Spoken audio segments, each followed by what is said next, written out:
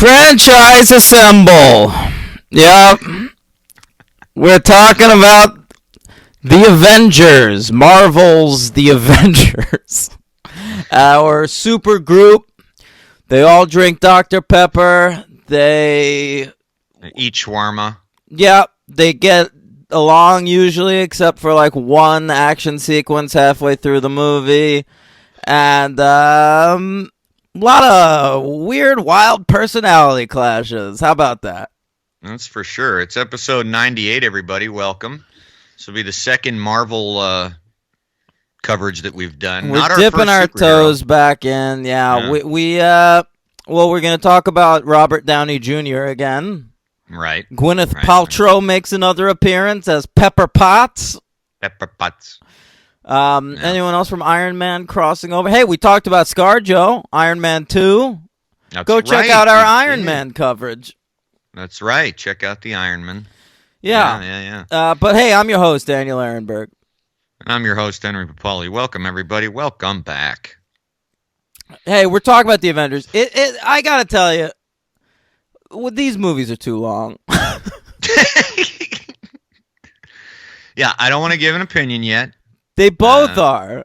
But they're too long. They're too long. And the new one, listen, we're going to be talking about it next week, the Avengers Infinity War. Oh, what's the running time on that? It's longer than these. What is it, like 240? Something like that. But, I mean, I guess that one, you've got, like, the entire Marvel Universe. Yeah. So if you're going to see that for, like, Black Panther or, like, Doctor Strange or Ant-Man, I guess you want them to have their due time. Sure. Yeah. I could see that. I'll forgive that. That'll be okay. We'll see. I'm open to not forgiving it. Right. Right. Yeah. Yeah. The time on these movies was not something I recall feeling when I saw them in the theater. It's not a usual thing when we have to watch two movies for the podcast, and it takes me 5 hours. I guess you know what? You're right. That's what it is. If one of them is long and the other one's reasonable, then it doesn't really matter, right? But both of these are huge. Yeah. Talking 220, 221, something like that. It's really long. Yeah. Talking terms. Hey, the Avengers. We're concerned. Joss We're going to do Terms of Endearment again today. I would love to do that. Just going to do it all over again. Rediscuss. Let's talk about Joss Whedon. He's going to be our shepherd for these two movies. Dan's people. He's my people, I guess. Yeah. Listen, have we talked about Joss Whedon yet on the show? I feel so much like we have, but we've never covered anything that he's directed. But his name has come up. But why don't you give a little bit of his little history? Like a little overview and why you are such a fan. What I think everybody here knows you love Buffy, but does everyone know that? Listen, let me take a show of hands. Everyone out there know that I love Buffy? Wait, I see. I'm counting. Oh, it's more than I thought. It? Okay. Yeah. Only a couple hands said no. Yeah. Wait, they raised their hands to say no? Some of our audience, not all there. No, of course not. They're all right. So it was a big deal to me when Joss Whedon was hired to write and direct the Avengers movie, as you can imagine. So sure. Joss Whedon is a really important name to me. My first job ever was writing a weekly column about the TV shows of Joss Whedon, back when Buffy and Angel and Firefly were all on the air at the same time. Okay. And later Dollhouse. And I was a massive fan of all of those shows. I think Joss Whedon is a great writer. He just is. Right. He's one of these writers that he's got that stylized dialogue pattern where, like, it takes a certain type of actor to deliver Joss Whedon dialogue and do it naturally. Luckily, we have a few of those in this movie. That's interesting to me because I never noticed that, but I only know him from these movies. His style of dialogue is present and accounted for in these movies. I'll tell you that. And I love his dialogue so much that like an Aaron Sorkin, like on his worst day, I'm still totally down to sit and listen to characters talk in Joss Whedon dialogue. Sure, sure. Yeah. Yeah. Now, we've talked about J.J. Abrams on this show before. Definitely, yeah. And when we did that, my concern with J.J. Abrams becoming like this big-time director, which he did, is that I always found his writing way more interesting than his directing. Right. Not true of Joss Whedon. Ah. If anything, I think his directing is more interesting than his writing at times. And the problem with him directing big budget tentpoles like these is the episodes of Buffy and Angel that he directed that people tend to remember are the more experimental avant-garde episodes. And he's in this just asked to do a big budget action thing. Right. Now, he's only directed 4 movies from what I see, right? Has he done 4? Oh, yeah, right. Much Ado About Nothing. Yeah, Serenity, which I never saw, Much Ado About Nothing, which I never saw, and then these 2. And Serenity is just a continuation of Firefly. Okay. So, I mean, to me, Joss Whedon still hasn't really directed a movie. Because, like, what I want from Joss Whedon is an original idea done originally. Like, the closest thing that there is to a Joss Whedon movie, as far as I'm concerned, is The Cabin in the Woods, which he wrote but did not direct. Love that movie. Yeah. The Avengers, you could have had anybody direct it. It's nice that it's Joss Whedon. I'm happy for him that he got this opportunity after being such a cult figure for so many years. But it's not necessarily what I care to see from Joss Whedon. Particularly when we get to Age of Ultron, where, like, to me, in the first Avengers movie, I could tell, like, Joss Whedon has written comic books and had not, up to this point, written the Avengers. And so it was exciting to see the Avengers because it's like, oh, this is what he has to say about these characters. Right. And Avengers Age of Ultron, if anything, just felt a lot less vital to me.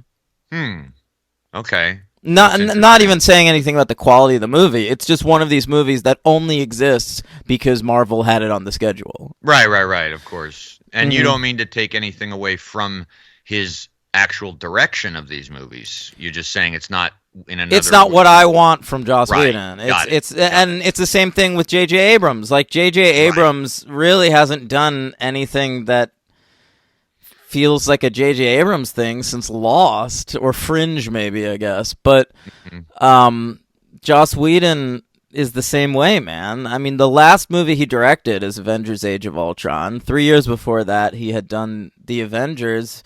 Fucking Dollhouse, his last TV show, ended in 2010. Like, oh boy. I'm a fan of Joss Whedon, and it's been a good 8 years since I've seen anything original out of this guy. What's he? Yeah. What do you think he's doing? What does he want to be doing? Like this, or is he just? I have cool no with, like, fucking idea, man. Like, he used to be really urgent about putting stuff out, but in recent years, I mean, what he stepped in for Zack Snyder on that shitty fucking Justice League movie. Like, that's what he's doing. Okay, buddy. Right. He was signed on to do Batgirl for a while, and he is no longer doing that.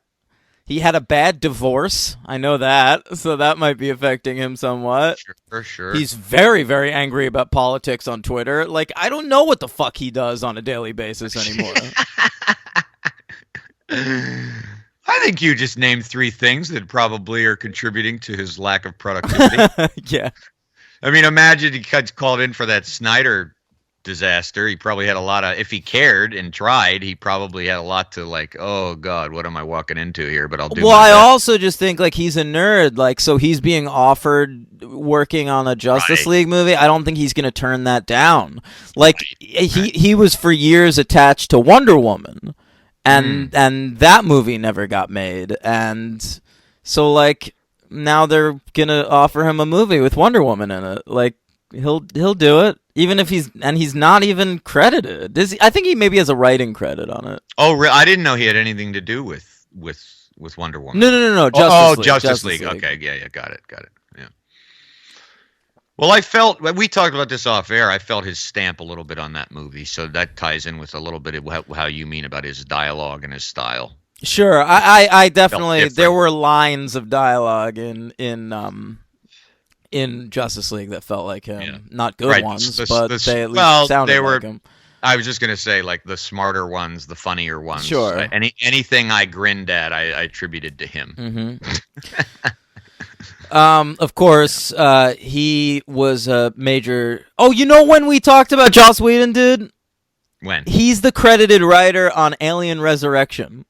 Oh, that was it. Good call. Yeah. Right. Because he was a script doctor in the 90s. Most of the dialogue in Speed is his, even though he doesn't have a writing credit on that movie. He is a credited writer on the first Toy Story. This is all pre-Buffy. And there's a couple lines of dialogue in X-Men, the first X-Men movie, that are his. Oh, really? Yeah. Okay. All right. Mm-hmm. How do I know you're really Wolverine? And Wolverine says, "You're a dick" to Cyclops. That's him. That makes sense. Yeah. So we're talking Avengers today, and listen, superhero movies have become so old hat at this point because there's one in theaters literally at all times. Right. This sort of started really, I'd say, with Batman Begins, no? Or no, maybe Spider-Man. I think back when like Blade and X-Men came out, it started to be a thing where there were like a couple a year. But that's a good point. I think really just since like the Marvel and DC cinematic universes started running concurrently, now there's one in theaters at all times. Like literally starting Black Panther is still in theaters. Superhero movies are so prevalent now that starting next week, there will be 2 movies in theaters at the same time with the Black Panther in them. That is a good point. That's crazy. That is crazy. You're right. Yeah. And I grew up on Marvel comics, so Marvel movies used to be such a big fucking deal to me. Like, I used to go see them all at midnight. Like, sure. I think I saw the fucking Ben Affleck Daredevil movie at midnight. That's funny. Like, that's how exciting these all were. And at this point, I think the first Avengers movie is the last movie I went to see at midnight. Okay. And I went to see Black Panther in theaters because the hype was real. But, I watched Doctor Strange on my laptop. I watched Justice League on my laptop. Sure. I watched fucking Ant-Man on my laptop. Like, I never bother to see these in theaters anymore. Like, that's how little I care now. I watched Wonder Woman on Netflix. Yeah. Yeah. I'm not quite there yet. I feel like I've seen all but the first Thor, and the third. Yeah, Thor. You didn't see Ragnarok, which is crazy. That's the only one I haven't seen at all, and I'm actually going to watch it next week. So good, because I think we should next week rank all the Marvel movies, even ones we haven't covered. Yeah. Really? Yeah. All right, that doesn't mean, folks, we're not going to cover. No. We'll cover Marvel, but like I think that would be a fun thing to do for Infinity War. That would be fun. Yeah, because it's kind of the culmination for a while. Everyone's gonna go nuts when Henry has Incredible Hulk at like number 4. Prediction accurate. Yeah. Yeah. No, that'll be fun. That will only include the MCU, not Tobey Maguire Spider-Mans or anything like that. No, just Tom Holland Spider-Man. Right. Which will be my number 1. Which Dan will put at number 1. Unless Infinity War is like unreal. And I'll figure, I'm not going to get into it with him about that. So yeah. But I've seen most of them in theaters. Most of them. I think there's only 1 or 2 I did not see in theaters. So. Whatever. I've seen them mostly in theaters. Mostly. Newt reference from Aliens. Thank you. Done. Yeah, and Henry and I have long maintained this. There's still never been an outright bad MCU movie. That's correct. I still think that. Yeah. Yeah. Like, I don't think there's a single one. No, there's definitely not one I'd give below 2. I agree. Right. I was thinking about like Iron Man 3 Oh, that I don't care get for. out of here. No, to me, Still, I'll right, flag it up right No, now. no, I think yeah. probably my least favorite Marvel movie is Thor: The Dark World. And mine might be the first Captain America, but I got to look back. I got to look back and take a look. But yeah. anyway, I wanted to say right. that, like, going back to May 4th of 2012, the release date of this first Avengers movie, a release date I still have memorized. That's how big a deal it was for me. I could have told you that without looking it up. I'm very impressed, and that's almost 6 years to the week or so that we're covering this. Mm-hmm. I mean, this was such a massive deal to me. I grew up on Marvel Comics. As I said in the Iron Man coverage, I worked at Marvel Comics for a time. Yeah. For there to be an Avengers movie, B, written and directed by Joss Whedon, C, starring Captain America, Iron Man, Thor, fucking Hawkeye, Black Widow, and the Hulk. Right. And Nick Fury as Samuel L. Jackson. Right. I mean, that was absolutely mind-blowing to me. I was thinking about Samuel L. Jackson this week. You know how people think about Beyonce? Like, Beyonce played Coachella this week, and everyone lost their fucking minds about it. Yeah. People think, like, Beyonce can do no wrong. Like, she's just a perfect being made of light. It's very true. That's how I feel about Samuel L. Jackson. I got no complaints about the man. Yeah.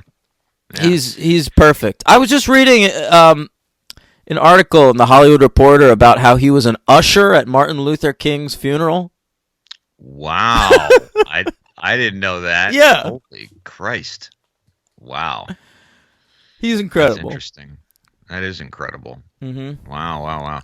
Yeah, all the elements seem to coalesce for a fan like you. Specifically you, because of all the people that you like, and it just worked out perfectly. It would have been like sort of if I heard David Fincher was doing, some new Batman movie or something, because he was always my hero. Yeah. Comic book wise. That'd be good, actually. It would be amazing. And I didn't get into Marvel till later, but through me, kind of. Yeah, kinda. Yeah, I mean, I had read some, but you absolutely were the one who were like, "Fuck DC, dude, you got to get really serious into Marvel." And then I totally did, and that's when like Daredevil became my big comic obsession, and still is. And I love DC too, gang. But if you like DC more than Marvel, you're objectively wrong. I would agree with that, and I haven't read nearly as many comics as Dan, but the ratio of good to bad for me, even character-wise, isn't even close. It's not even fucking close. No. Yeah.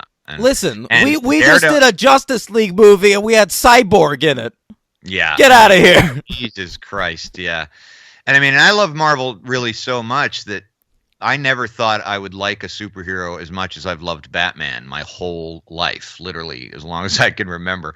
But literally in the last 12 years, Daredevil has become like right up. He's tied. He's my favorite. He's my favorite, and I didn't think that would ever happen, but I just love that character. So yeah, well, anyway. He is the man without fear, gang. Yeah. To everyone out there, he is the king of Hell's Kitchen. King of Hell's Kitchen. He's I'm out. You were fine. Yeah. All right. We'll cover it. We should cover the next time there's like a new season of the Daredevil TV show. We could do like a big episode where we do Affleck Daredevil, the Elektra movie, and the DD TV show. Like what? Like an overview of the DD show? Yeah. Maybe we could rewatch the pilot or something. That'd be fun. Yeah. That'd be fun. Yeah, I'd like that. All right. Sounds good. All right. Avengers. So it was a huge fucking deal to me when this movie came out. And I mostly approved of all the casting. I remember being mad that Ed Norton wasn't Bruce Banner, which is crazy to me in hindsight because Mark Ruffalo was so much better. I don't know that he's so much better, but he's awesome. He's great. Yeah. He's great. I was with you. As you know, I'm a huge Edward Norton fan. I was very pissed, but when you get someone to replace him like that, it works. We've been talking about this with James Bond, with minor characters and James Bond himself. And I remember like being ready to throw in the whole towel on the Marvel Cinematic Universe. Like, we're already recasting a major character. like what the fuck are we just? Is this gonna be a thing? And it really hasn't become a thing. That was like the only time. Thankfully, no, it hasn't. It might have been a problem if it kept going like that. But yeah. You're right. Can you imagine that if like an Avengers: Age of Ultron, all of a sudden Iron Man was Sam Worthington? Well, that would be terrible. I mean, it would just be so terrible. And I'm excited actually to watch Ragnarok because I haven't read a lot about it, but from what I know, there's a good deal of Banner in it or Hulk. So. Oh, I thought you said banter. There's there's plenty of banter. Probably a lot of banter. I might not like it. I don't know. We'll get my unsolicited view of that movie, which we're not even covering next week. I'll give a brief opinion on that. I absolutely adored that movie. Honestly, Henry, what's your prediction? Ragnarok probably gonna be in my top 5. And what do you think I'll think? Bottom 5. Ooh, whoa. Okay. Well, maybe not, though, because you have such affection for the Planet Hulk comic, and they kind of do right by that in this. Yeah. Okay. The witty banter might throw me off. Yeah, a lot of jokes. It's a comedy. Watch it as a comedy. I'll do my best. Okay. Okay, The Avengers was released May 4th, 2012. So I wanted to say about this movie, like, so Joss Whedon, the episodes of Buffy that everyone remembers that Joss Whedon did are Hush, the one that's like 30 minutes of the episode are in complete silence. There's Restless, which is entirely composed of insane dream sequences. There's Once More with Feeling, which is a musical. There's fucking... I mean, these are the episodes that people tend to remember by this guy. And so, with the Avengers, you can't do that. You're being asked to make a meat and potatoes movie. Definitely. Like, now the Marvel Universe has been around in the movies for long enough that we can have directors put a little stamp on the movies. Thor Ragnarok is undoubtedly a Taika Waititi film. But the Avengers, as Whedon-y as the dialogue is, it's just a massive superhero movie. To the point where when Whedon was hired, Marvel, like, decreed, like, you can do whatever you want, but Loki must be your villain, there has to be a battle among the heroes halfway through, and there has to be a huge fight scene in Manhattan at the end. Okay, so, like, he has to, like, plan his movie around, like, those 3 gigantic story points. Sure. Yeah. Yeah. Right. He was given a budget of $220 million. Big. Doesn't matter. Box office $1.519 billion. At the time the movie came out, it became the number 3 highest grossing movie of all time. I believe now it is number 5. Okay. All right. Yeah. That makes sense, yeah. Yeah, Black Panther has now surpassed it, correct? Yeah, and I think Force Awakens. And I thought Jurassic World, too, but maybe I'm not right. All right. It was nominated for 1 Oscar for Best Visual Effects. It lost to... Tiger in the Boat. Life of Pi. Yeah. I saw that. How was it? I was expecting to loathe it, and I actually liked it. Was it as good as Billy Lynn's Long Halftime Walk? I would love to respond to that with a smarmy joke, but I don't even know what you're talking about. Oh, Henry, how far Ang Lee has fallen. That was like his follow-up to Life of Pi. Oh, didn't even hear of it. And it used the same weird frame rate and 3D effects and shit. He's a weird filmmaker. I gotta love a lot of his movies. Don't like a lot of them. What's your favorite Ang Lee movie? Hulk? Not a fan at all. Taking Woodstock. That's everyone's favorite, isn't it? Didn't see it. I don't know. I can't. I need to pull up this thing, but I like the Ice Storm a lot. Yeah, that's a good one. I'd have Crouching to- Tiger, Hidden No. Dragon. Look, I Did know a not. lot off the top of my head. Lust, Did not like Caution, Eat, see Drink, it. Man, Woman, The see Wedding it. Banquet. Didn't see it. I never knew I was such an Ang Lee encyclopedia. Oh, right, he did, and he also did that Southern Sympathy Confederate movie too. What's that? Ride with the Devil. Ride with the Devil. Oh, of course, starring Jewel. Right. And I'd like to take a second to say that movie also starred an extremely amazing actor named Jude Law. One of our finest actors. No, actually, was he in that? No, I think you're thinking of Cold Mountain. I think I am another Was bad Skeet Southern Ulrich sympathizer in movie. Ride with the Devil? Yes, and Tobey Maguire, I'm pretty sure. Skeet Ulrich now yeah, playing right. Jughead's dad on Riverdale. Oh, he did well for himself. Superhero Oh, guy. I know. It is a comic. Oh, Brokeback Mountain. Oh, of course. That's his best movie. You're right. Yeah. Yeah, I Great forgot movie. that's Ang Lee. Yeah. He does a lot. He's all over the map. He picks subjects all over. Yeah, he's like Stanley Kubrick. Sort Hey, of. I rewatched a Stanley Kubrick movie this week, Hank. You'd have been proud of me. Out already. What was it? The Killing. Oh, I love The Killing. So good. I forgot how great. good it was. I think that's probably his first really, really good movie. Yeah. Right before of course it Paths is. of Glory. Yeah, well, Paths of Glory's next. That's a masterpiece. The Killing Yeah. is not, but it's very good. It's closer to masterpiece than I remembered it being, though. I'd It's love like to almost perfect. Yeah, I would love to rewatch it. It's Yeah. been a decade. Yeah. Good for you. The Avengers. So this movie came in, of course, at number 1 at the box office. I just wrote down the top 5 that year. They were number 5, The Hobbit, An Unexpected Journey. Of course. Never saw it. Me neither. We'll cover it. Yeah. We should do Lord of the Rings. Oh, I'd love nothing more. The only problem with covering Lord of the Rings is we have to watch Lord of the Rings. That's a big problem, and also we need to People schedule love it, time. though. We should, honestly, both of us are so anti-Lord of the Rings that I feel like we almost have to have, like, a guest on that loves the movies. Yeah, Yeah. for sure. I agree with that. We'd also have to schedule a week to cancel anything that we have going on in our lives to watch those. It's a good movies. point. Those make the Avengers look like fucking Dumbo. Yeah, we'd have to go Famously, an hour and 6 minutes. Thank you. out. We'd have to become like, what are those people? The people who plan for Armageddon. What do you call those people who like stock their fridges and their basements and all that? Jawas? No, Doomsday Preppers. Doomsday. We'd become those Yeah. guys for like a week because we'd have to just never leave the television to get it all. Yeah. in. You know who could have been more of a Doomsday Prepper? Who? Superman.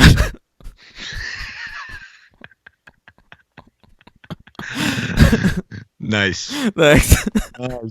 Wow. That's a comic book. That's pretty broad, right? Listen, it's an Avengers episode. I feel like I can make some comic book Oh no, jokes. absolutely. I Yeah. meant though that never makes it into any of the movies yet of Superman. But that's That's not true. Doomsday's in fucking Batman v Superman: Dawn of Justice, and he Oh, fucking kills Superman. That's how memorable that was to me. I Yeah. forgot, dude. The one who sticks the knife in him. Yeah. Jesus Christ. Wow. Yeah, better than Man Woo. of Steel. All right, And you remembered it. I did remember it. Yeah. I draw a blank, and you remember that. That's Yeah. great. Well, I remember that terrible sequence of them like waking him up from his grave in Justice League.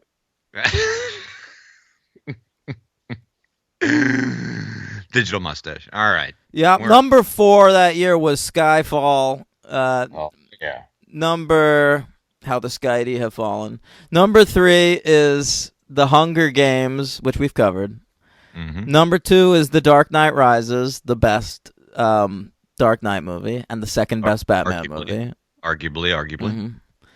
And number 1, The Avengers. All right. We have our new updated 2012 list. Sadly, 2012 did not come out that year, or else that might be on the list. But what are your Well, top? we did this year not too long ago, so I was happy with the way it was. I think I made that joke What joke? last time we covered it. I think I made that joke about the movie 2012. Well, we're on air a lot, man. You're Yeah. gonna repeat the jokes are gonna get recycled here, folks. That's Sure just the way can. it is, okay? And it's good for the environment. Yeah, it's like when you're dating somebody and you say something clever and they are super uninterested because you said it like a week ago. Absolutely. Yeah. Yeah. Especially when you're with someone like Dan or I, who are very, very funny people. And,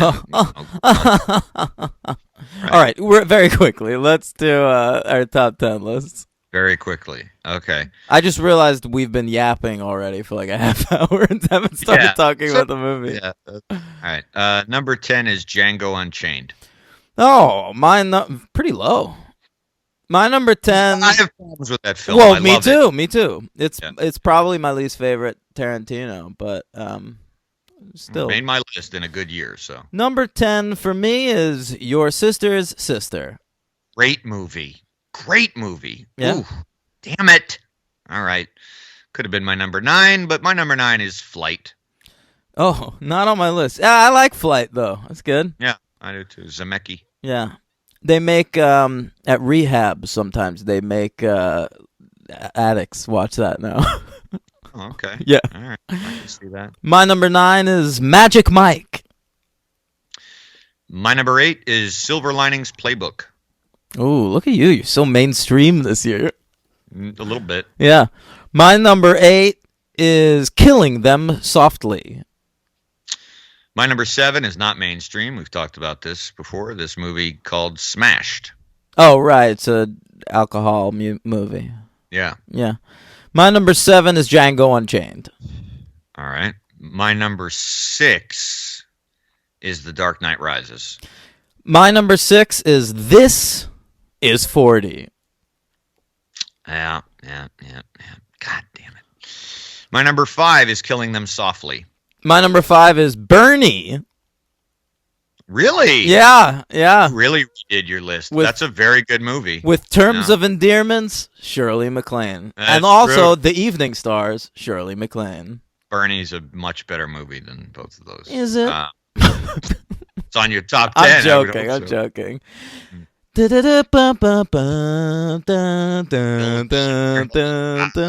All right, go ahead. I forgot it. Number 4 movie of 2012, Prometheus. I knew you'd have that on your list.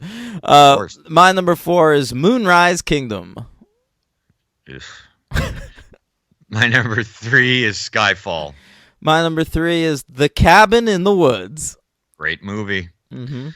My number 2. Number 3, Skyfall. That's so high. That just clicked with me. All right, it's a go great ahead. year. I wish this could be 20 movies. It's a great year. My number 2, which was my number 1, but I moved it on rewatch, Lincoln. Right. My number 2, Zero Dark 30. Not on my list. Crazy. Well, the number 1 of 2012 is The Oh, Master. Master. Yeah. It's the, We have a lot of movies. it's the Master. The Master. That our number 1s are the same. At least recently. But we have like similar-ish taste, and we have a couple of like sacred cow filmmakers that I true. feel like our go-to is to make them like the number 1. Yeah, good point. Yeah. Okay. All Yeah. right. Like Paul Avengers. Thomas Anderson's the worst movie for me is always going to be higher on the list than like David O. Russell's best movie. I would agree with that. That's Yeah. a very good comparison. Yep. Except for Punch Drunk Love. Including Punch Drunk Love. Okay. Now, we open the movie, The Avengers, with like a big booming voice going, "The Tesseract has awakened." And I'm like, I'm out.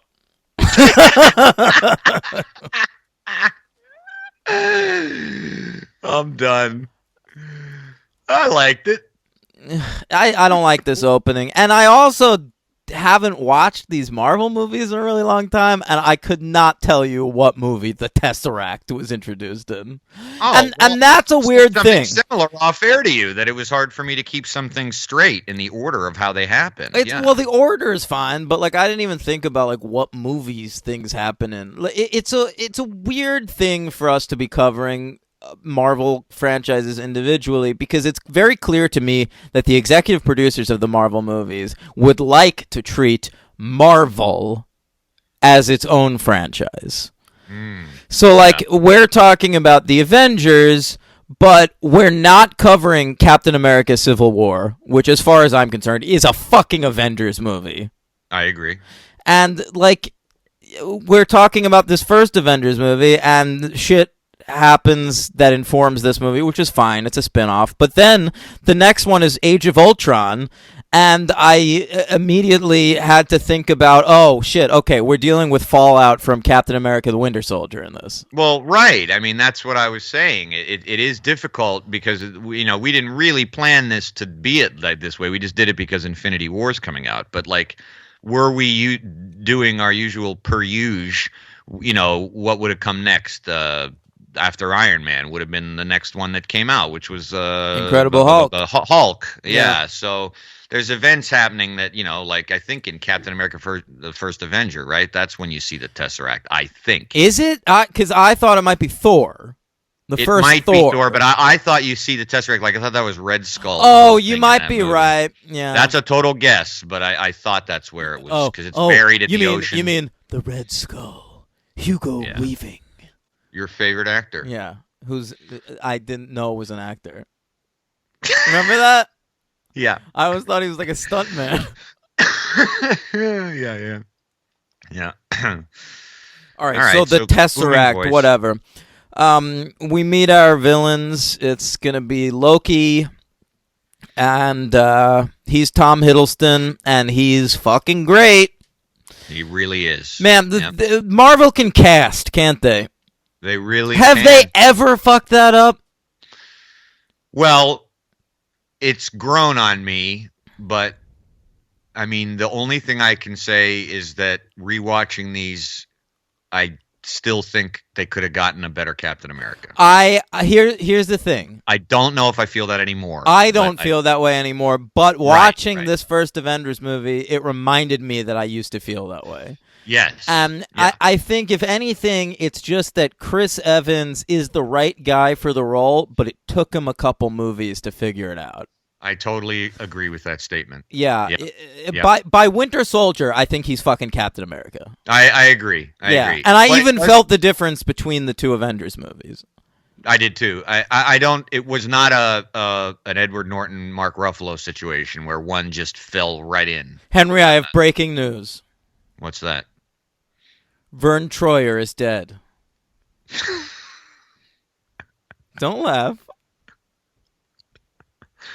Boy, I remember when we first started this show, for some reason or other, Vern Troyer came up a lot in conversation. Well, I had recently seen him on Celebrity Wife Swap, and we covered the Austin Powers movies. Yeah, there you go. Vern Troyer died, huh? Mini-Me, dead today at 49. Whoa. Well, he made it pretty far. Mm-hmm. It seems like it might have been suicide. Oh, boy.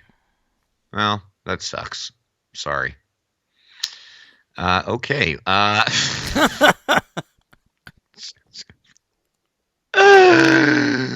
Breaking news. Yeah. Imperative that's announced. Hey, he's someone we've covered on the show. True. Yeah. Okay.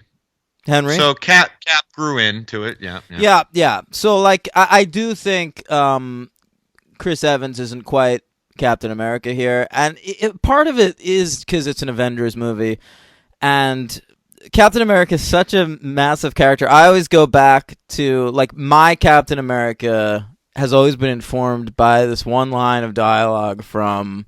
I know, wait, I think I know what you're going to say. Can I guess? You do know what I'm going to say. I know you know what I'm going to say. Because it's mine, too. Yeah, go ahead. Yeah. No, it's in Born Again, Daredevil. Yeah. It's a Frank Miller line.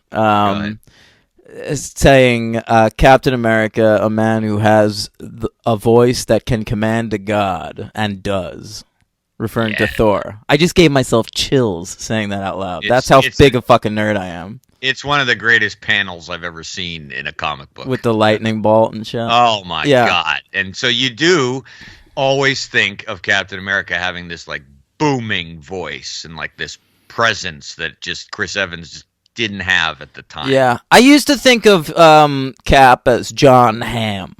That was like my ideal Cap. That's great. I told you once, I think I thought in his younger years, like circa early 2000s, I thought like Aaron Eckhart would have been very good. Oh, he'd have been good, yeah. Yeah. But we got Chris. Chris grows into the role, but he's not quite there yet. And part of it is just because Robert Downey Jr. is so fucking great. And Ruffalo makes himself known right off the bat. You got Samuel L. Jackson walking around.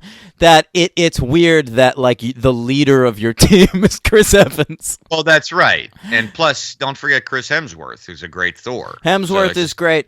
My problem with Hemsworth in this first Avengers movie that I never really realized before, it was kind of fun watching it today because when it came out, it was just sort of so in my wheelhouse that there was just no way I was going to find anything at fault with this fucking movie. Sure. That my problem with it now is making Loki your villain, which is an arbitrary choice informed by the fact that Loki is the villain in the first issue of Stan Lee's Avengers. It kind of forces Thor to have personal stakes in what's happening in the movie, but what we've done with Thor in the Marvel Cinematic Universe is made him a source of comic relief. Now, no. Go back and watch that first fucking Thor movie. It's just a fish out of water comic. Oh, right. Yeah. You're so, right. like, one of the things Hemsworth does is he's funny, and right. I think because he has such personal stakes in that the villain is his brother, he's not allowed to be the comic relief, which he really ought to be in such a big ensemble. Okay. He does have a few lines in the first Avengers that are funny, and he does exercise a little bit of comedy, though. Sure, but he's coming down and, like, hitting Iron Man with a hammer. He's a lot funnier in Age of Ultron. Yeah. But that's a good point. Yeah, I understand that. But, okay, continue. All right. Everyone gets a fun character introduction. What was your favorite one? Oh, Jesus. My favorite one, because they all get, it's sort of like he's condensing a little like solo adventure for all of these characters into like one scene. I really liked all of them. I really liked Captain America punching the punching bags. That was great. I like the detail that because so he punches the punching bag and it falls off of the hook, which is such a cliche. You've seen it in 100 movies, and then he does it without even thinking about it and has like a lineup of punching bags on the floor next to him because he knew that would happen. That's a nice little twist on a cliche. I love that. Yeah. I love that. I liked Black Widow's intro. That's the answer. I knew that's the best. I knew that's what you were going to say, Yeah. but my favorite, I think, is Hulk's. Like how he's discovered. No, that's great too, and Black Widow's a part of that as well. But, right. So the big revelation for me watching this is people have wanted there's a segment of Marvel fans that have wanted a Black Widow solo movie for years, and I haven't been one of those people, mainly because I'm a reader of the Marvel comics, and Black Widow's never really worked as the lead of a solo comic book. She's always like in the sidelines, right? I mean, every Daredevil, she's an ensemble character. Yeah, every time I read a Daredevil comic, she shows up for a while, and then yeah. Rewatching these movies, Scarlett Johansson's so great. Yeah. That now I want a Black Widow solo movie.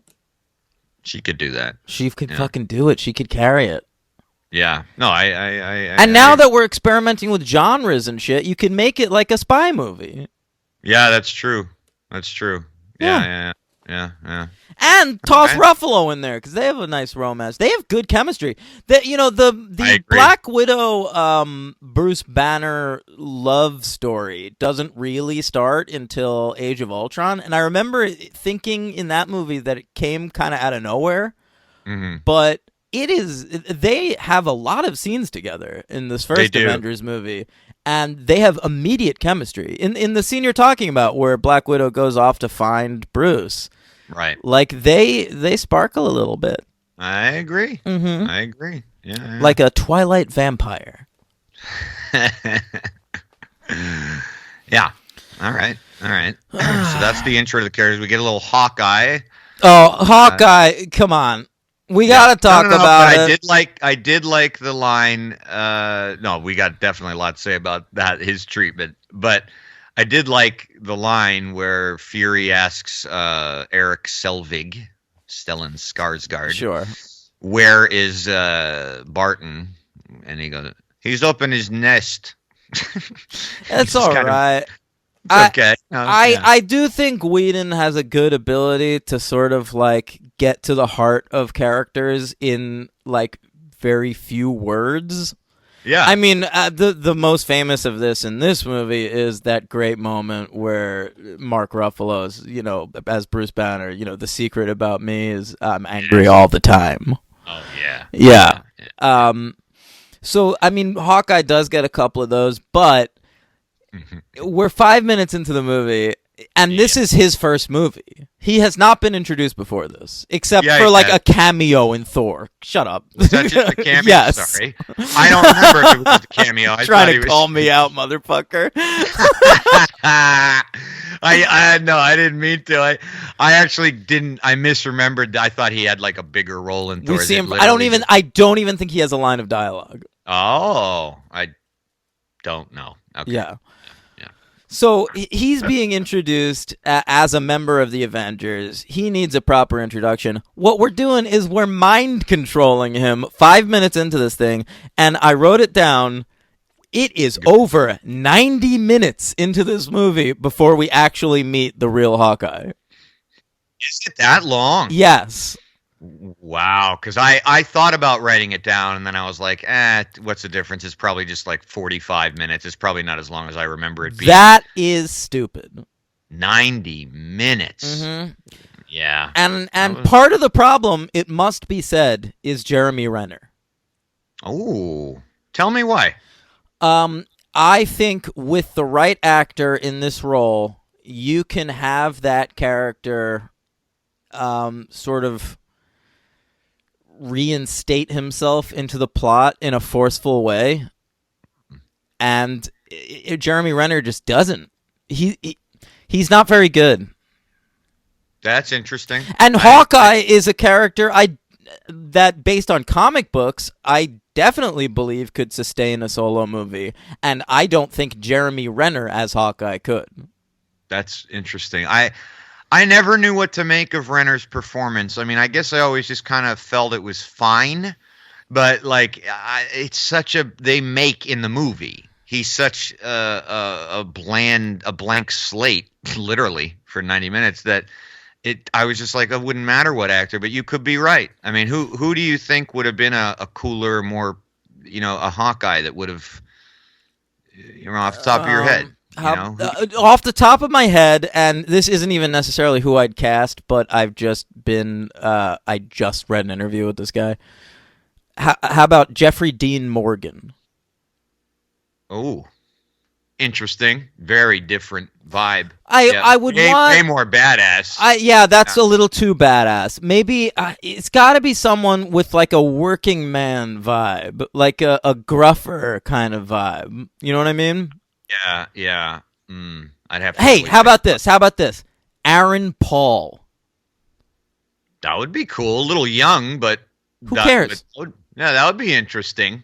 That would be interesting. He has a lot of charisma. That would be very interesting. Yeah. And it's a different vibe. Like Jeremy Renner has the same fucking vibe as Chris Evans and Chris Hemsworth. Like, yeah, it's true. And Jeremy Renner, I like him as an actor, but he also kind of is one of those. Is he actors. good? Yeah, look, I question Jeremy Renner. I mean, you saw Wind River. Listen, I loved Jeremy Renner when Jeremy Renner first came out in Hurt Locker and The Town, and he's been around forever. He's worked with Joss Whedon, and he's in a random episode of Angel. But those were like his first big roles, and I was like, this guy's a fucking movie star, and I question that now. I wouldn't question it. I feel like what I was going to say was I don't get too much of a range going on there. It's kind of the same expressions that he carries through the Bourne. I think he's a TV actor.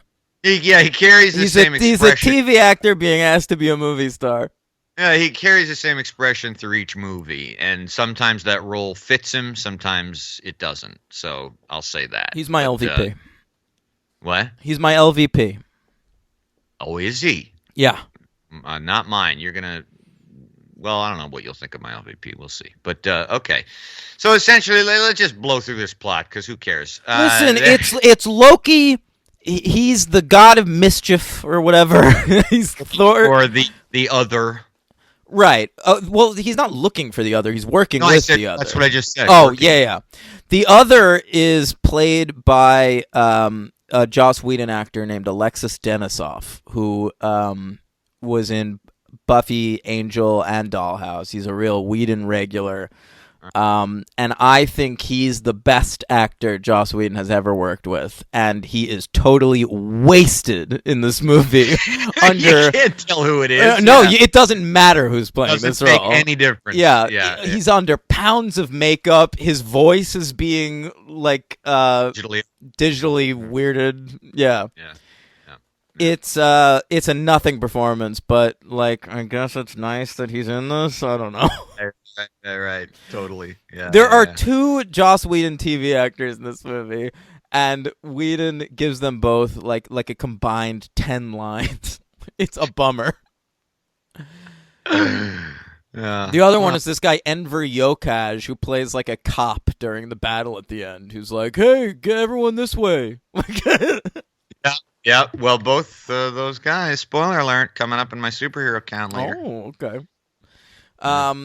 So the Avengers assemble to battle Loki once he steals the Tesseract, which is this big MacGuffin, and he mind wipes Hawkeye and Selvig, who's like a major scientist in these movies, played by Stellan Skarsgård, and we have to go find Loki and get him before he brings the Chitauri. It like has them invade Earth.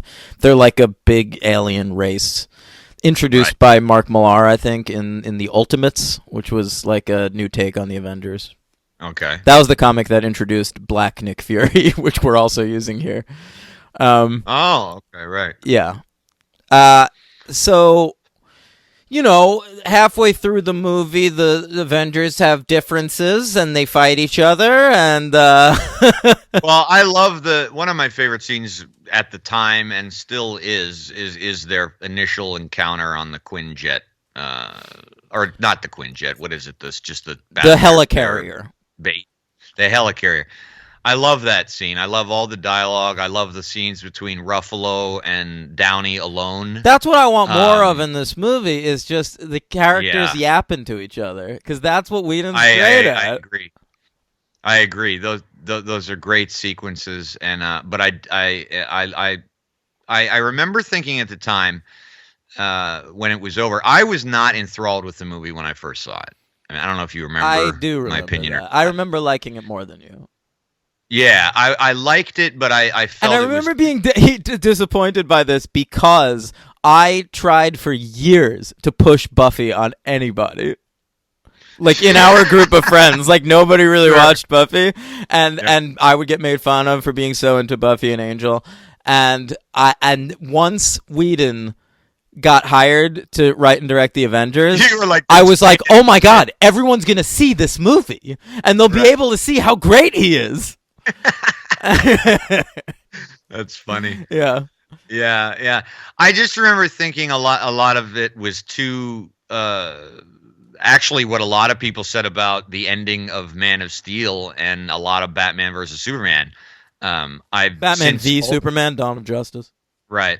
I've since altered that opinion, especially on my rewatch of a couple days ago. But I thought that a lot of the fight sequences were just too indistinguishable and too too much carnage and ridiculous wreckage that I couldn't make out, and it wasn't choreographed well, and I didn't care.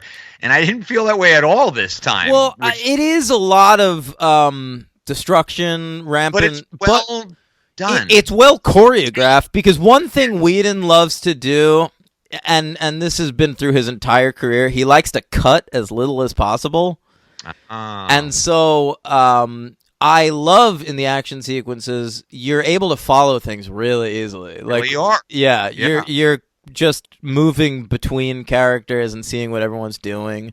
The whole sequence in the battle in New York at the end, where we follow all the characters, like Hawkeye on his rooftop and Black Widow like hijacking that thing, and yeah. I love that stuff. It's great, and that was my least favorite part of the movie when I first saw it. Okay. And it's not anymore.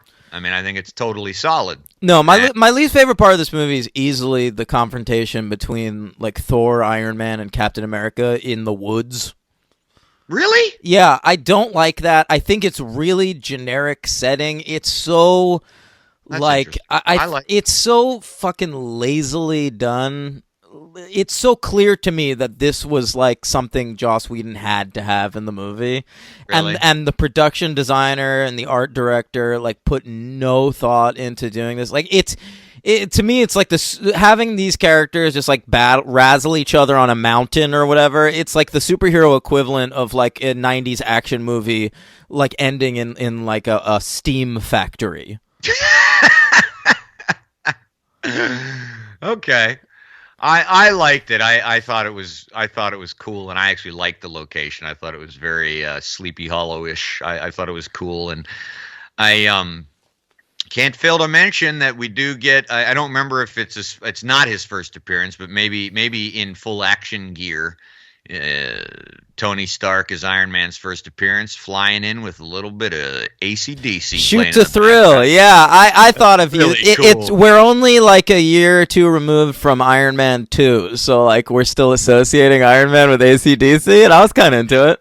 Yeah, it's very funny because you don't see or hear anything except like those chords, and then he I guess he says to Black Widow like something like oh, party start without me, and you hear AC/DC. It's very awesome. Very cool intro. I love that they stuck with that. So that was cool. Sure.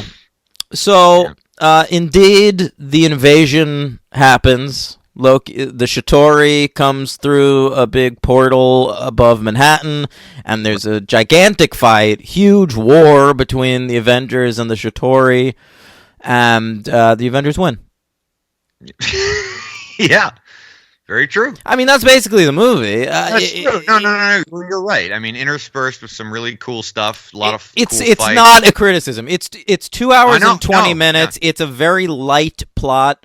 But all that does is leave a lot of room for great character development and banter and some fun action. And we find out in the mid-credits stinger that Thanos is behind somehow orchestrating the whole thing. This is before Josh Brolin was cast, so it's just a cartoon of Thanos, which is kind of weird. There is an actor doing it. Oh, really? Oh, I guess he's in the superhero count. Uh-huh. All right, well, we'll get to the superhero count very quickly. We should also probably point out the huge sequence midway through where they capture Loki on the SHIELD helicarrier, and he escapes and ends up killing Agent Coulson, who Clark Gregg is a character actor that we talked about when we covered Iron Man, because he was sort of like in a lot of those Avengers developing scenes with Samuel L. Jackson, right? He after I think the death is really effective. Joss Whedon is great at death shit. I mean, it's almost a cliche in his work at this point, because he loves killing off like the really likable characters, and he's said in 1,000 interviews he likes to give the audience not what they want but what they need. That's like his big party line on that shit. So of course he's gonna kill off Coulson, who's become like a fan favorite. At Comic-Con the year before this, I remember like they brought out the entire cast of the Avengers with Clark Gregg, which was like a big. Everyone was excited about that. That's nice. Yeah. And now Clark Gregg, of course, they resurrected Coulson, and he's on that Agents of S.H.I.E.L.D. TV show. But he's, correct me if I'm wrong, because I don't know. I haven't seen Ragnarok, but he's not appeared in any other of the movies, right? Since No. his death. No, but Agents of S.H.I.E.L.D. takes place in the universe of the movies. Right, but I wonder if they're going to bring him back. I hope they fucking do, frankly, They really because should. he's I being mean, I don't wasted get on that shitty show. And I don't get it. Yeah, I mean, if he's back, he's back. Bring him back into the fold. Yeah, totally. You already got 25 Well, they characters. explain it on the TV show, but Oh, do they? Yeah, but whatever. I watched that show for 3 seasons. It's not terrible. I shouldn't talk shit, but it's Well, also you stuck with it. You know. I stuck with it for 3 seasons, and it's a show that's really weird because like halfway through every season, like a movie would come out and they'd have to like react to what happened to that movie. It's like you'll be watching Agents of S.H.I.E.L.D. one week, and then all of a sudden, like the next week, like Hydra has infiltrated S.H.I.E.L.D., and you're like, what? And you're like, oh right, I have to go see Winter Soldier. It'd be like the people who watch the Netflix like Jessica Jones and haven't seen any of the movies, and they're just interested in like a Private Eye movie, but they'll watch Jessica Jones and they won't have any idea about any of the references or anything. But they don't have to deal with that in Jessica Jones. Like Agents of S.H.I.E.L.D. is about S.H.I.E.L.D., which is a pretty big part of the universe. Like so, Right. They really do have to react to everything that's going on. Got it. Right. Yeah. Yeah. All right. Hank, you have anything else to say? Any notes we didn't get to in the first Avengers movie? No, because I'm sure that we can cover the rest in the next one if I forgot anything. I want to say we get just a picture of Natalie Portman, which reminded me of some of the other great just photos we've had. Will Smith and Independence Day Resurgence and things like that. That made me happy. That's great. I forgot about. Yeah. And Roy Scheider, Josh. 2 great character actors in this movie that are now dead made me really sad. Harry Dean Stanton. Yeah. I don't know. Powers Booth. Is he dead? Yeah. Oh boy, I didn't know that. Very Okay. sad. That is. All right, and that's all I got. All right. Well, do you want me And to the do best this? line and the best line of this entire movie, Henry, Oh, is What's that? Captain America. Even watching it now, I clapped a little bit. I was sitting by myself. I got excited. Uh-oh. Captain America is like giving out directions to everybody, like orders in the big battle at the end. Yes. And then he just turns to the Hulk and he says, "Oh, and Hulk, smash." Yeah. That Great. shit is so good. And of course, like everyone will want us to just mention when Hulk grabs Loki and like, or is it? Yeah. Yeah. And whacks him around. It's so good. And when he punches Thor, that's so good. That's great. Yeah. A lot of great usage in this movie of the Hulk. And that's why Mark Ruffalo is my MVP. He's mine too. Okay. Yeah, he's mine too. He fills the role perfectly, and He's I mean fucking great. That is not an easy thing to do, and he's replacing a great actor, and he's totally great. So he absolutely gets my MVP. Yeah, and I'll say Scarlett Johansson was my runner-up. Okay. Mhm. My LVP. You made me really think about Hawkeye a lot there, but I'm gonna stick with my guns here. I'm gonna go with Cap. Oh, okay. Yeah, for this movie, I now like Chris Evans in the role and all that, but in this movie, he's the weak link. I mean, Hawkeye's just not in it enough for me to feel like he's a weak link yet. But, He's in it a lot. You just don't notice him. which is saying something. Yeah. And your LVP is him. Right? Yeah. What are you giving this? I'm gonna give this movie 4. Me too. Yeah. It's a 4-star. I wish I could go 5, but You years. can't. It's problematic. It's not a perfect movie, but it's 20 minutes too long. I agree. But it's really fun, and like there's so many superhero movies now you can get desensitized. Never forget that it is absolutely amazing that this movie even exists, Yeah, you're right. and the fact that it's good, that's just gravy. That's very true. I mean, it came together and it worked, and they spent time on it. I mean, they really, really had it choreographed out, and I'm mapped out, and you're right, it's a success. Yeah. So, I got a superhero count. Okay, so what are you doing with the superhero count? It's superhero movies that aren't this one. Exactly. Okay. Because I was not even going to do one at all, but then I thought I might get some shit, so I. Yeah, these are people who've appeared in other things other than Marvel movies. Chris Evans, Johnny Storm. Yeah, he was the Human Torch. And hey, never forget, they still haven't made a good Fantastic Four movie, and they've made 4 of them. So how amazing is it that the Avengers movie is good? Very amazing. Yeah. Agreed. He was also in the 2007 Teenage Mutant Ninja Turtles playing Casey Jones. Sure. Yeah, he had the hockey mask. Number 2, Alexis Denisov, who played the other who you mentioned, was in the All-Star Superman playing Dr. Leo Quintum. I don't know who that is. Use him more, Hollywood. Yeah, and Justice League Doom, he played Mirror Master. Okay, fine. Yeah, I dig deep. Damien Poitier, who was the actor who played Thanos in this, for whatever that's worth. Is that Sidney Poitier's son? Okay, this I was just watching Sleepaway Camp. You know that movie? I've heard of it. Yeah, the horror movie, right? Yeah, did you know that James Earl Jones's dad is in that movie? I would never. No. It's really weird. Nice pull. Yeah, go ahead. Maybe Damien Poitier shouldn't have been. I just contradicted myself, but I guess I felt the need to point it out that he was Thanos in this, but then he reappeared as one of Crossbone's henchmen in Cap Civil War. Oh, that works. Sure. Different character. So yeah. Powers Booth. This guy was. Well, his name is Powers. You better believe they're putting him in superhero movies. Very good point. He was in both Sin City movies, playing Senator Roark. Yeah. He was in Superman Brainiac Attacks as Lex Luthor. Okay. And in Justice League cartoons, he played Red Tornado and Gorilla Grodd, one of the great villains. Ooh. A hero and a villain. Interesting. Yeah. Quite range. Another one of the people on the council with Powers Booth, the woman, like the British woman who's reprimanding Nick Fury, is played by an actress named Jenny Agutter, and she was in Darkman. Yeah, she's had a good career, actually. She's in a lot of stuff. Yeah, she was in Darkman playing the doctor who's trying to heal him. And finally, Enver Gojakadai, who you mentioned. Enver Yokaj, I believe it's pronounced. He is in Agent Carter.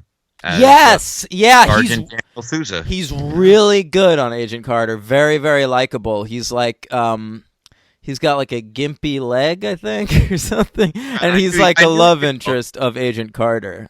Okay, that's a good show. That's better than Agents of S.H.I.E.L.D., man. Oh, is it? Okay. Yeah. All right. That's it. Okay. That's it. I'm actually surprised it's not more. Well, 6. It was Got 6 in the next one, too. Heads up. All right, heads up. Let's do it. Avengers Age of Ultron comes 3 years later. Whedon's back to write and direct. May 1st, 2015 is the release date. I don't believe I went midnight this time, but I did go opening day. Okay, yeah. An absolutely absurd budget, Henry, of $316 million. Yeah, you are right. That is really high. Is that the highest budget we've covered? Yeah, I'm sure it is. Has to be. Yeah. I mean, that's crazy. Like, movies shouldn't cost that much. Whedon could cut some fucking corners. Yeah. I agree. Oh, one quick thing too, because it carries over. They brought in Alan Silvestri, our old buddy from Back to the Future and Predator, for the Avengers score, which at the time I didn't think was much of anything, but it's pretty good. It's not bad. It's okay. Generic. It's a generic superhero score, but I think it's better than the Age of Ultron score. Right, and it's not him. And they brought over our old bud Danny Elfman. And really, I didn't know that. Yeah, well, him and Brian Tyler. They double teamed it. Yeah, exactly. Yeah. So, I'd love to see that collaboration. Danny Elfman, how about some pizzicato strings? Brian Tyler, no, go away. He did Iron Man 3, I believe, Brian Tyler. So he's still in that world. Yeah. Yeah. Danny Elfman. Yeah. Ooh. The box Boingo, office. boingo. Sure. Simpsons. Box office $1.405 billion. Made All a right. pretty penny. Yeah, it was number 3 that year. The aforementioned Jurassic World and The Force Awakens. Oh. What a year at the box office that was. I have my top 10 list. Of your own personal one. We're going there. Yeah. Okay. All right. Let me just pull mine up. Why don't you go first? I'll say mine. I'm very happy with 2015 is a great year for movies. I think, especially small movies, and ultimately, I pushed a lot of bigger movies off my list that used to be on it. Force Awakens is one, which you'll be happy about. Ex Machina is another one. That wasn't a big movie. No, I guess not. But, I mean, it was a big year. Here, just really quickly, some other movies I really like that didn't make my list. Sicario. Oh. Yeah. 99 Homes and The Overnight. Didn't see either of those. Okay. What's your number 10? Number 10 is Brooklyn. Okay. Is that a laugh or? It's just that movie was fine. Hey, I could, I don't feel about 2015 like I felt about 2012. I think 2015 is better. Really? Yeah. I didn't have that. Okay. Well, that's my 10, Brooklyn. My number 10 is It Follows. It's a good movie. I know you're not a big fan of that one. I mean, you pushed Sicario off Yep. of that. Whoa. All right. Number 9, a movie I don't think you saw, but I loved and made it onto here for the first time, 45 Years. I saw it. Oh. Yeah, Okay. it's okay. I loved it. It's okay. It is okay. Number 9 is Steve Jobs. That's my number 8. Okay, my number 8 is a film we've covered on the podcast, Henry. Creed. Oh, all right. Not on my list. My number 7 is Going Clear. Scientology and the Prison of Belief. Thank you. My number 7 is Dope. Still never saw that. Yeah. My number 6 is Ex Machina. My number 6 is Diary of a Teenage Girl. Yeah, never saw it. Never will. Why never will? No, I have no idea. I don't. Would it interest me? It's a fucking great movie. You'd like it. Okay, all right. You know what it reminded me of a little bit? It's a slightly more stylized version of this, but you remember Fish Tank? A great movie. Yeah, it's a little bit in the same world as that. Oh, all right. Okay, that's a great movie. All right, number 5, The Hateful Eight. My number 5 is The End of the Tour. That's my number 4. My number 4 is Tangerine.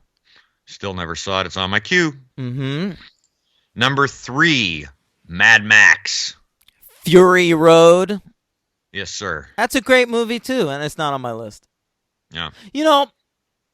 I wasn't that into Mad Max Fury Road when it came out. I know you weren't. I've turned around on that one. Really? Yeah. 'Cause I was surprised right now when you even went like, "Oh, that's a great movie." It's a 4, not a 5 for me, but it's a solid 4. Okay. We'll cover it. We should do Mad Max. That'll be I fun. would love to do Mad Max. Yeah. That'd be lots of fun. Yeah. All right, my number 3 is Room. Good movie. Yeah. My number 2 is Sicario, which we will be doing soon, I would imagine. They changed the title. Did you see that? No. Yeah. Last time I went to the movies, I saw it was still Soldado. What? Now it's Soldado of the Dead. Oh, that's not necessary. Okay. Sicario Soldado is fine. Soldado. Okay. I figure they'll get some more people in with the adding dead in there. Maybe it's like they're trying to get that Coco crowd in. Love Sicario, great movie. What's your totally number 2? great. My number 2 is Anomalisa. Still on my queue. Yep. See, that's the reason that you're like talking shit about my list, man. You haven't seen most of these fucking No, I'm not movies. talking shit on it. I just no. I really want to see that. Yeah. Okay. And my number one movie of 2015, no change here, and one of Dan's favorites, and I love saying it, The Revenant.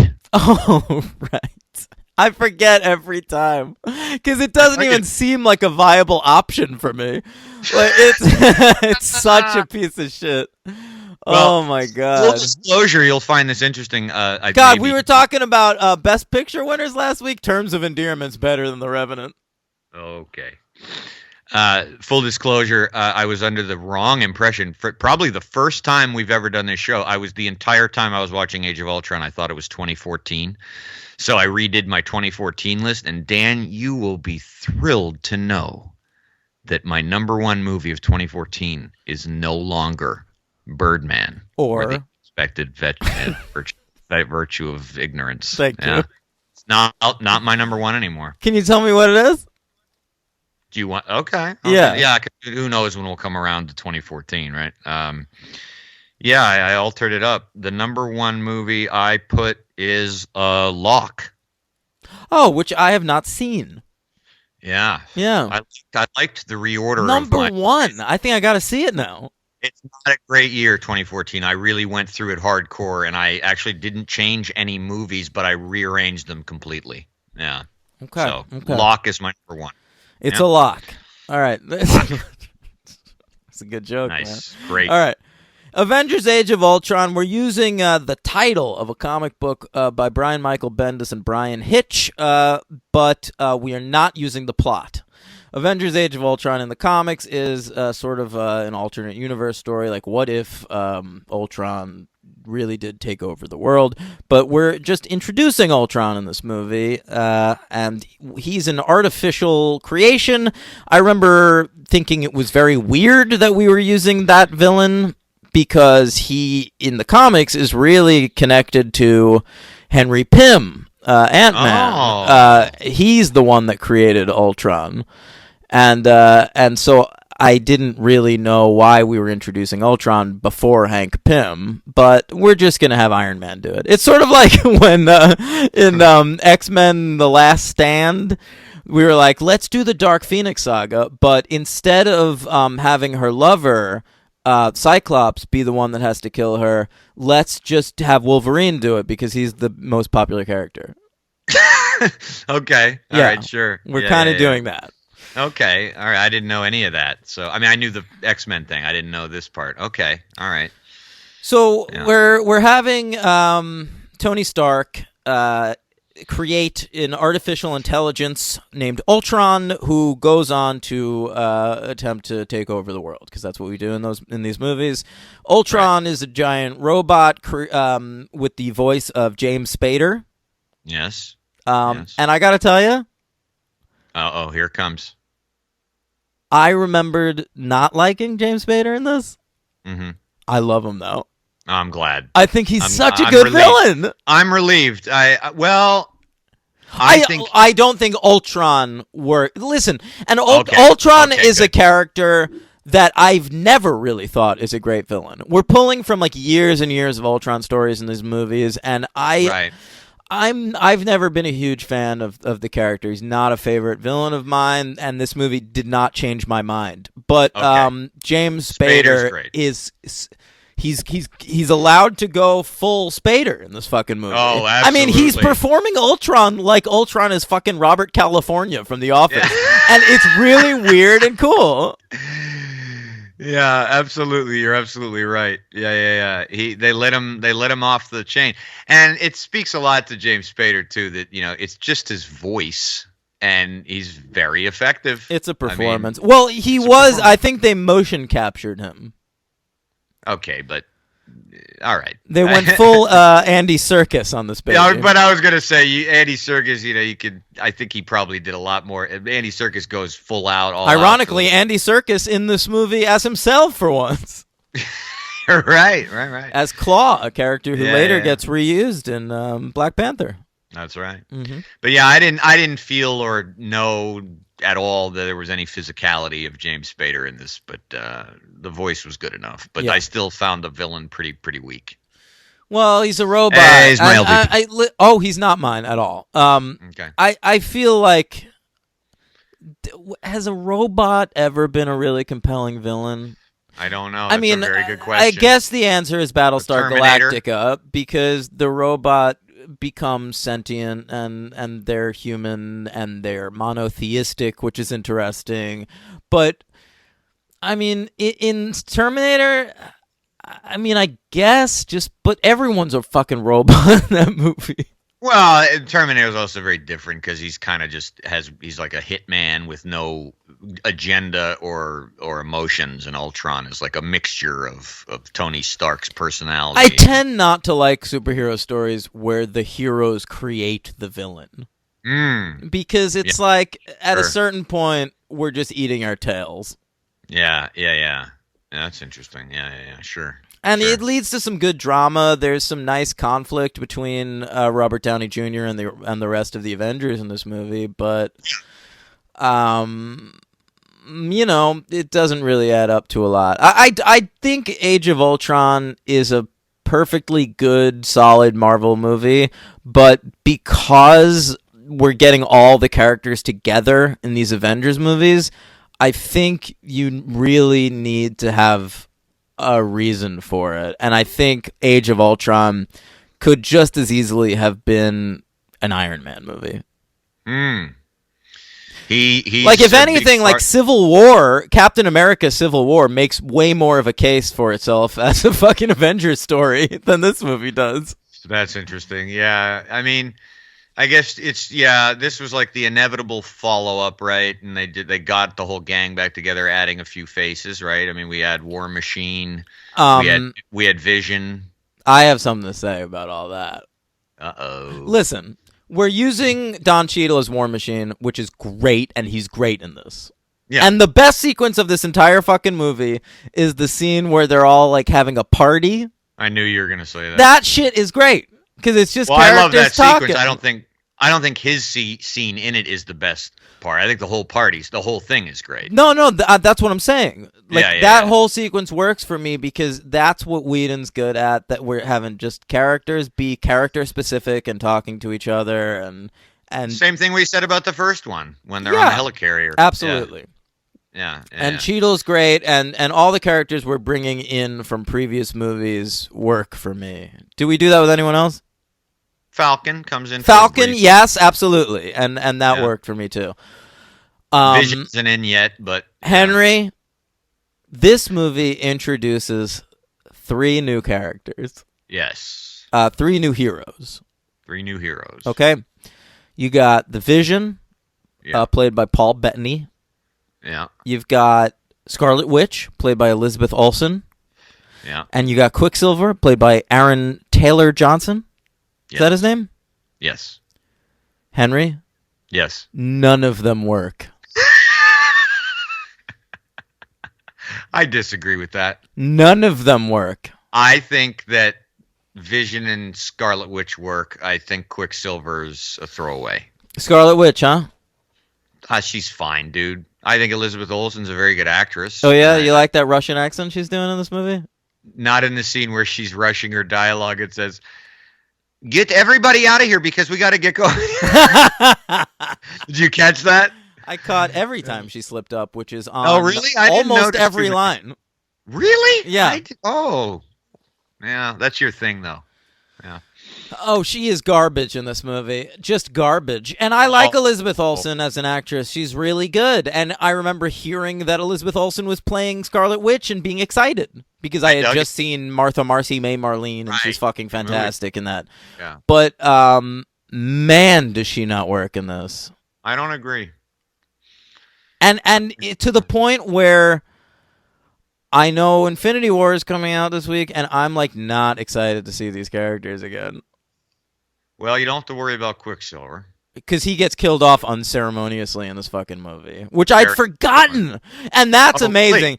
I just talked about how good Whedon is at killing off characters and how effective it is when Coulson dies. Well, that's what I thought about We when you kill said off it. a fucking superhero in this movie, and it doesn't matter. Yeah.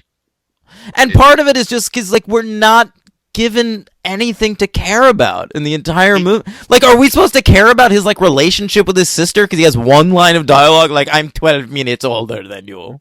Right. He's no what's that kid's name? Evan Peters in the X-Men movies. He's a great Quicksilver. He's a great Quicksilver, but I don't know that it's entirely Aaron Taylor Johnson's fault.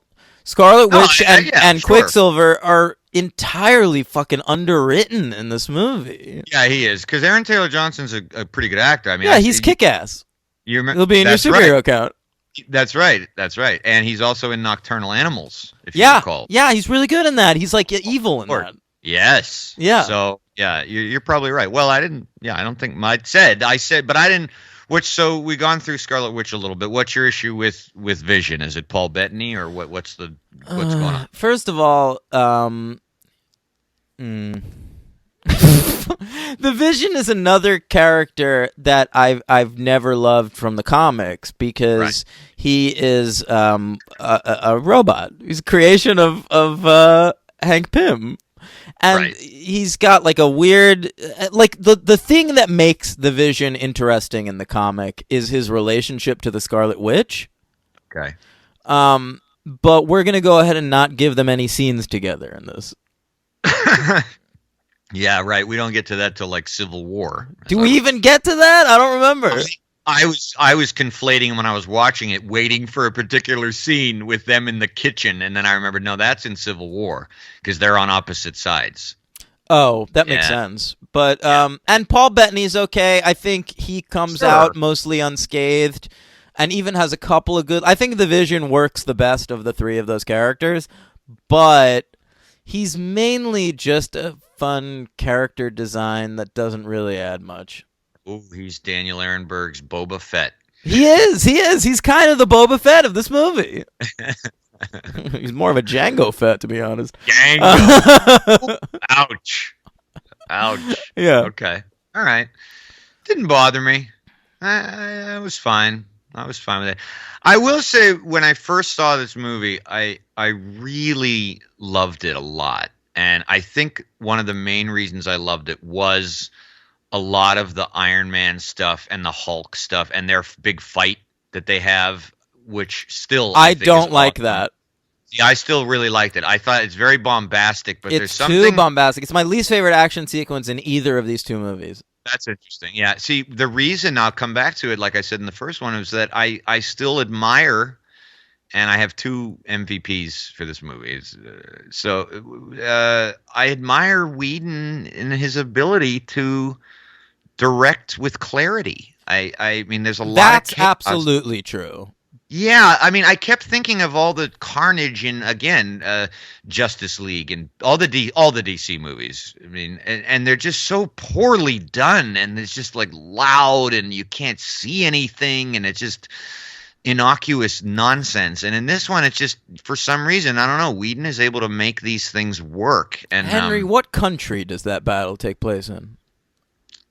South Africa, I think. Oh, it's never mind. I fucked up. Why would you I have a big problem with us. We're meant to care about a fake country in this movie called Sokovia. Right. And the reason we care about Wakanda, which gets its first mention in this movie. Yeah, I didn't remember that. Yeah, in Black Panther, is that it's given a viable structure and like a caste system, and it's like a real place. It feels like a real place. Sokovia in this movie is the most generic fake Eastern European country you could think of. It really is. Oh my god. Yeah. Let's just take like the environment that was filmed in Hostel and throw it in with the Czech Republic or Russia and just make it. I felt like they were going for Latveria, but we can't call it that because that's Fantastic Four. Oh, right. That's Dr. Doom's hangout, right? Yeah. Okay. Sure.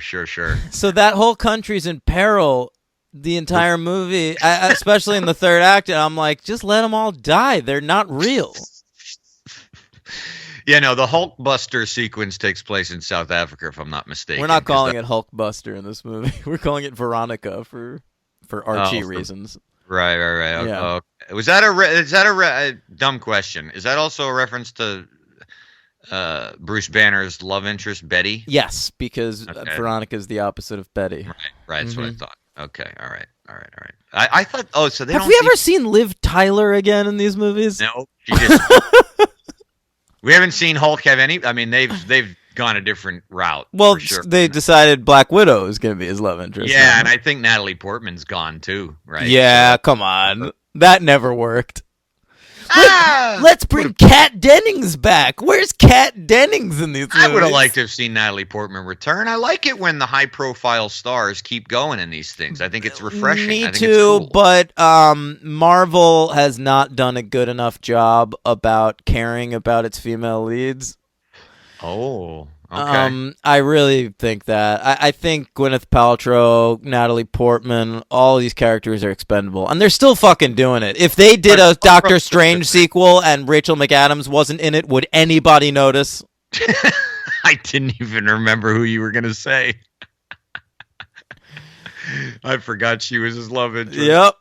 Oh, boy. Wow. Okay. Mm-hmm. That's too bad. Black Panther killed it with the ladies, but that's about it. Yeah. You find out Chewbacca has a family. I like that sequence. I love that sequence, and we get to see Freaks and Geeks as Linda Cardellini. I mean, lots of things, Linda Cardellini. She's a great actress. Love her. Yeah. Yep. Mad Men. Mad Men. ER. ER. Yeah. Love her. That whole sequence is great. I loved Tony Stark and Thor chopping wood outside. Well, him and Cap are chopping. Oh yeah. And he says when Tony Stark walks away with his tiny little pile of wood, he says, "Don't touch my pile." There's a lot of good things in this movie, dude. Yeah, I mean, and I liked all the nightmare sequences. They keep getting infected by Scarlet Witch, who she has the power to infect you with a spell. Well, Scarlet Witch's powers have always been ridiculously nebulous. You can do whatever you want with them, which is why I don't like Scarlet Witch's powers. Yeah, well, I was going to ask you a total comic book nerd question. No, it's bullshit. I mean, it's so exactly her like early on in the movie, there's a good line where is it who we haven't mentioned yet? Kobe Smolder is very good in these movies as Maria Hill. She's like explaining Quicksilver and Scarlet Witch to somebody. Or Captain America, and Captain America's like, "Can you say that in English or whatever?" And she says, "He's fast, she's weird." Right. And that is what she is. She's just weird. Like, there's no rhyme or reason to her powers. There never have been. That always brings up a great question. You're always, people love to talk about in like superhero movies, like who would win in a thing. What are the limits of people's powers? Because they're all ridiculous and fun and fantastic. But like, I think these movies give a good idea of the limitations of like Captain America's strength and like the limitations of Iron Man's suit and Hulk's. They do a good job of thinking about because we have to have so many superheroes in one movie. We have like what are their strengths and what are their weaknesses, right? And what can they do? Right, like a good example being like Thor is. I wouldn't go so far as to say injured, but he can be punched by the Hulk and it works. But and he's not dead because he's a god. So you realize like those powers. Thor's the best moment in this entire movie, Henry, is everybody trying to pick up Thor's hammer, and when Captain America tries, it budges ever so slightly. I love that. Now, is that not from the comic? I don't know. I don't remember. All right, I remember reading, I don't know what comic it was, but there's some panel where it says that there's only one person that can pick up the hammer, and it is Captain America. And Thor knows this and respects it. I remember reading that in something I read in a comic. I don't know. So, yeah. But if so, that's where they got it from, and that's a great moment. Chris Hemsworth is great in that moment too, right? He makes like a little facial, a little bit worried. Yes, yeah. And then pretends not to be. Yeah, it's great. Very cool. Yeah. And Whedon, ever obsessed with dream sequences, he's been doing them since the pilot episode of Buffy. He did an entire episode of dreams on that show. We get little nightmare sequences of all the characters, and those are well shot. Oh, they're great. Yeah. They're very well shot. Did he ever use the song "Dreams" by the Cranberries? No, he's not cliche with that. In fact, in all the dream sequences on Buffy, he relied a lot on his composer. Not, yeah. I mean, I said no that songs. As a joke, but I know. Seriously. Yeah. By the way, R.I.P. Dolores O'Riordan. Total R.I.P. Love her. Loved her. Yeah. Great. Who will you miss more, Dolores O'Riordan or Vern Troyer? I'm gonna have to go with O'Riordan on that one. I can't believe you answered. That's so rude of you. It is a little rude. Too soon. Yeah. Should I make a zombie joke, or would that also be too soon? No, everyone did that like the second O'Riordan died, and I hated it. Yeah. I meant about Vern Troyer. Go for it if you want. Good. Thanks. I'm good. Yeah. Age of Ultron. Right. Listen, Vern Troyer, everyone remembers him as Mini-Me, but no, I just want to bring up his transcendent performance as the hockey coach in The Love Guru. Okay. Transplendent. Sure. Resplendent. He's all the endants. Yeah. Where are we? I don't know, dude. They all get together. They finally figure out trying to figure out how to fight Ultron. They Ultron makes Sokovia basically rise and keep going, and they have to evacuate the whole fucking country. Yeah. I mean, I don't even understand if it's an island or a country, because they say get off of the land. And well, it's a country, but he raises it up from the ground, so it sort of becomes an island. And his plan is essentially to like drop it when it gets high enough to create a like meteor effect to wipe out humanity. Yeah. So it's okay. It's cool. It made me realize how unkinetic the crazy finale of the first Avengers was, because it's so insane in this one. It's too insane. Yeah, it is too insane. Yeah, I mean, the third act of the first one is a lot better. There are a couple of good moments. I actually liked the vision in the woods with Ultron at the end. That was cool. Yeah, I like that. But it's just okay. Quicksilver dying did absolutely nothing for me, and whatever. I had a false memory of this movie. I had it in my head, and it must have been from a comic.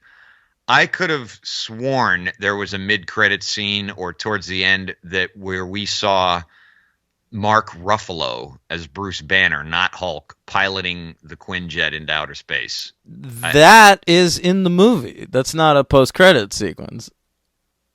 Well, Hulk is in the Quinjet looking and going in, but I thought Mark Ruffalo. Oh, no. I had completely misremembered that. Yeah, I was waiting for that sequence, and I was like, oh, I guess we don't see him, like, plaintively going off into exile. No, because when we pick up that character in Ragnarok, he's been the Hulk for a long time. Oh, thanks. Okay. That's whatever. I didn't know that. Yeah. It's okay. Spoiler alert. Yeah. I'll forget. It's fine. Well, maybe you should have seen that fucking movie in November. I tried. Remember? I know. You had a bad experience. I had to leave the theater. I got my money back. Yeah. But Henry, the movie theater experience is so sacred. All right. Do you have anything else? I'm good. What do you give this movie? I feel like you've talked me down a little bit.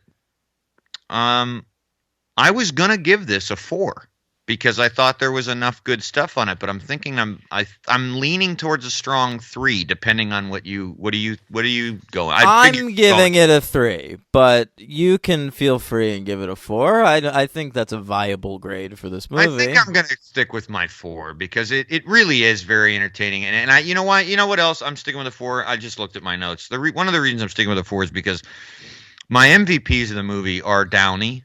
I think it's one of his best performances as Iron Man ever. I think he's really, really good in He this. is really good. I love the weight that character has by this point. Like, you can really feel it in Iron Man 3 and this. Yeah. And he's tied with an MVP is actually Joss Whedon. Oh. Because I think for all its faults, this man has pulled off a sequel to the biggest movie ever, and it's pretty damn good. Whedon's a pro. I feel like he's never put out like a garbage product, even when he's feeling uninspired. So Alien Resurrection doesn't count. Okay, that's fine. Yeah. So him and Downey are my MVPs. I'm going 4 stars. My LVP is Ultron as a villain, not James Spader. Okay. Yeah. That's fair. Boring. Yeah. What about you? My MVP. It's a tough one. You make a good case. You know what? I'm gonna go ahead and give my MVP to Chris Evans. Oh, really? I think he's Captain America by this point. This point. And I really enjoyed him in this movie. And he's great. Everyone's good, man. The main Avengers team, with the still exception of Jeremy Renner, who, by the way, if you had a better actor in those scenes with Linda Cardellini, would have held a lot more weight. Everyone other than him is great. Okay. I think here's my LVP. Now, who do I go with? There's so many You know what? Never mind. My MVP, I'm going to go James Spader. All right. Yeah. All right. Good. My LVP, so many bad new characters. Scarlet Witch and Quicksilver are so weird and don't make any sense in the context of this movie. Did you notice they're not even able to call them Scarlet Witch or Quicksilver? I didn't. They're like a half-baked version of these characters because the X-Men movies still have the rights to those characters. Is that what's going on? So we're not calling them Scarlet Witch or Quicksilver. We're just calling them Wanda and Pietro, and we're certainly not talking about how their father's Magneto because he doesn't exist in this universe. Yeah, that's stupid. It's real half-baked. That's dumb. Vision is pretty half-baked, but probably less so. But here's my LVP, Henry. Ooh. She's introduced very early in the movie. I was like, this character has to be in only one scene, right? Helen Cho. And then she's just in this movie, the entire movie, and has scenes with like the Avengers, like she's a member of the Avengers. Who the fuck is this? Helen Cho, am I? Helen Cho. Oh wow! I was a real stab in the dark. She's just this rando character who's played by a nothing actress who, like, is, as far as I know, not even a comic book character, and she's just in like every fucking scene of this movie. Yeah, good point. Good point. Yeah, I didn't really think of that, but yeah, she is the least valuable player. Okay, all right. In all senses. Who's the actress? I don't know, dude. Ugh. Who knows? Yeah. Anyway. All right, that's a good one. Helen Cho. Helen Cho. All right, let me get to my superhero count. Do it. Don Cheadle played a character named Goldilocks in a little movie called The Meteor Man. That's a great one. Great pull. Thank you. Aaron Taylor Johnson as Kick-Ass in Kick-Ass. Idris Elba in Ghost Rider 2 playing Moreau. That's right. Idris Elba shows up in this movie as Heimdall from the Thor films. Yeah. He's also used very well in Thor Ragnarok. Okay, I'm looking forward to that. I can't wait, man. I'm going to see that this week. The guy who plays Wolfgang von Strucker is played by Thomas Kretschmann, who was in Resident Evil. As who? I think he was one of the... Who was that bland villain who... They switched actors, and I think when Kretschmann had it, he was either the good part one or the bad one. Oh yeah, that guy, the Hugo Weaving guy. Yeah. Anyway, he was in Blade 2 playing Eli Damaskinos. Who the fuck knows who that is? Well, I bet he had. I bet he was a very creative monster, very creative looking, very Pan's Labyrinthy. Yeah. Linda Cardellini voiced a character I've never heard of, but maybe you have, called Nastalia in All Star Superman. Nah. I mean, All Star Superman is an adaptation of a Grant Morrison comic, and he tends to make up his own characters. So, Okay. All right, yeah. she did that. And then last but not least, this was a fun pull. Josh Brolin Oh, as Who is- Thor in the credit sequence. as Thanos, rather. That's what I meant. Yeah. Fuck. That would have been cool. Yeah. He was, of course, Jonah Hex. I've never seen that movie. Oh, I thought you would have. Yeah, I should have. He was in Sin City 2 as Dwight McCarthy. Yeah. He takes Yeah. over for Clive Owen, I think. Oh, okay. And of course, in the upcoming Deadpool 2, he is Cable. Yeah, that's right, which I'm looking forward to. Yep, that's it. Okay, that wraps us up for this week. Come back next week. We'll be talking about Avengers: Infinity War. Yeah, we're heading out to the theater again. Yeah, I got my ticket already. not me. I gotta figure out a way. Yeah, It's the Russo brothers are directing this baby. I believe so. Yeah, I believe love so. them. Good I to do talk too. about them, and Yeah. that's it.